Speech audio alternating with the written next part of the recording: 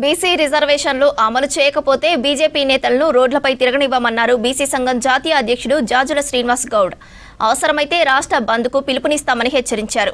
BC రిజర్వేషన్లు అడ్డుకుంటే తెలంగాణ ఉద్యమం తరహాలో మరో ఉద్యమం చేస్తామన్నారు జాజుల. 42% బీసీ బిల్లుకు రాష్ట్రపతి ఆమోదం తెలపాలని కోరారు. బీసీ రిజర్వేషన్లపై బీఆర్ఎస్ కు చిత్తశుద్ధి లేదని విమర్శించారు.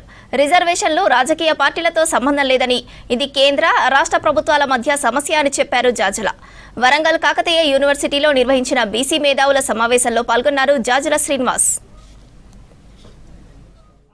ఈ సమావేశం సందర్భంగా గౌరవ రాష్ట్రపతి గారికి 42% రిజర్వేషన్లు ఇవాళ రాష్ట్రపతి గారికి బిల్లు పంపించి 3 నెలల 11 రోజులు అయింది. ఏప్రిల్ 2వ తేదీన 42% రిజర్వేషన్లు అమలు చేయాలని అసెంబ్లీలో తీర్మానం చేసి ఆ బిల్లు పంపించి 3 నెలల 11 రోజులు అయింది. ఆ 3 నెలల 11 రోజుల సంది ఢిల్లీని ఆ రిజర్వేషన్ల బిల్లు మూలుగుతున్నది.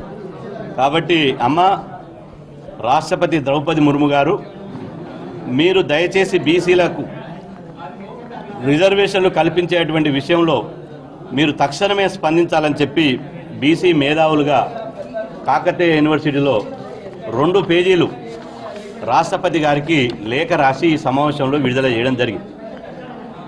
ఈ లేఖలో అనేక విషయాలను చట్టబద్ధంగా రాజ్యాంగబద్ధంగా బీసీ రిజర్వేషన్లు ఏ విధంగా 42% పెంచాల్సింది, ఈ రిజర్వేషన్లు ఎట్లా దక్కాలనో ఈ లేఖలో సవివరంగా మా మేధావులు వివరించడం జరిగింది. అందుకోసం ఇవాళ రాష్ట్రపతి గారిని ఈ సమావేశం ద్వారా మేము విజ్ఞప్తి చేస్తున్నాం. తక్షణమే రాష్ట్రపతి గారు 42% రిజర్వేషన్ల బిల్లుకు ఆమోద ముద్ర వేసి ఇవాళ బడుగుల పక్షాన నిలబడాలని చెప్పి ఈ సందర్భంగా మేము విజ్ఞప్తి చేస్తున్నాం.